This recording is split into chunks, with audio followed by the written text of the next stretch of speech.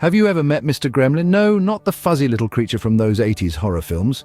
I'm talking about the gremlin that lives inside your head whispering, "You're not good enough. You're a fraud." This sneaky chap is the embodiment of the imposter syndrome, a common psychological pattern where individuals doubt their accomplishments and fear being exposed as a fraud.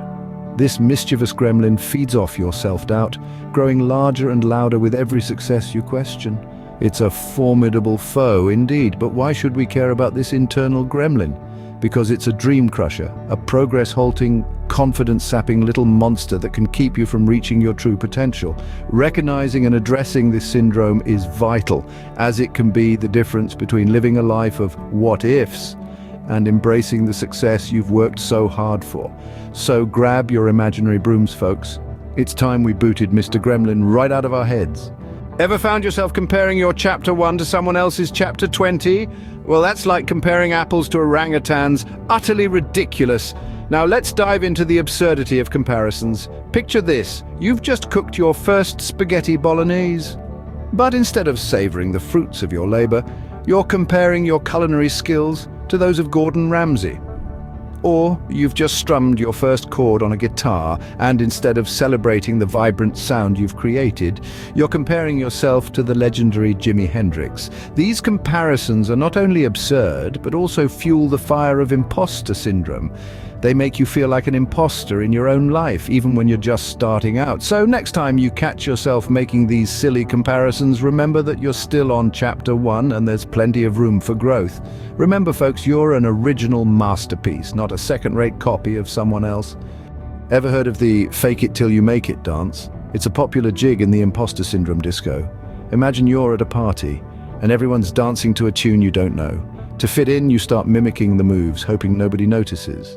That's the essence of faking it till you make it. It's a dance of pretending to know the steps while secretly learning on the go. It's a performance to convince others, and often ourselves, that we belong on that dance floor. It can be a valuable tool in overcoming self-doubt, as it pushes us to step out of our comfort zones. But remember, it's just a dance. It's not about perfection, but participation. It's about embracing the process, not just the performance. And sometimes it's about stepping on a few toes, picking yourself up and continuing the dance until the rhythm becomes second nature. So next time you're doing the fake it till you make it dance, remember it's okay to step on a few toes. Now picture a trophy shelf, not one filled with golden statues, but with your past successes, big and small. Think back to when you aced that test you thought was impossible. Remember the time you completed a project that seemed like climbing Mount Everest? Those are your trophies. They are tangible proof of your capabilities, your strengths, your triumphs. It's easy to forget these victories when that nasty imposter syndrome rears its head, but remember, each success, however small, is a testament to your abilities. It's like a jigsaw puzzle, each piece adding up to create the magnificent picture of your potential. Don't shy away from acknowledging these triumphs. Each one is a stepping stone that has led you to where you are today. They are a reminder that you are capable, competent, and worthy of success. So, dust off that trophy shelf, folks. You've earned every triumph on there. Ever tripped over your own feet? Embarrassing, yes, but it's also a perfect metaphor for overcoming imposter syndrome. It's all about embracing the awkward. Think about it. When you stumble, do you stop walking forever? Of course not. You dust yourself off and carry on, maybe with a little chuckle at your own expense. The same principle applies to those moments when you feel like an imposter. You might spill your metaphorical coffee, staining your pristine white shirt of confidence. It's uncomfortable, awkward, and downright embarrassing at times, but guess what? It's also completely normal. It's part of the human experience. In fact, these awkward moments are golden opportunities for growth. They're the moments that challenge us, push us out of our comfort zones, and ultimately make us stronger. So, embrace the awkward. It's not a sign of incompetence, but a stepping stone to becoming a better version of yourself. So next time you trip over your own feet, remember it's just a step towards success. Who's in your corner? A coach, a mentor, a friend? Well, they're your support squad, the cheerleaders in your fight against imposter syndrome.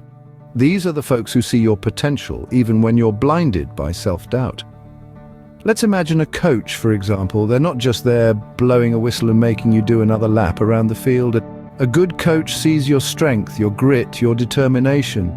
They don't just believe in your abilities, they know you can do it, and they won't let you forget it. And then There's the friend, the one who's always there with a pep talk, a joke, or a well-timed piece of advice.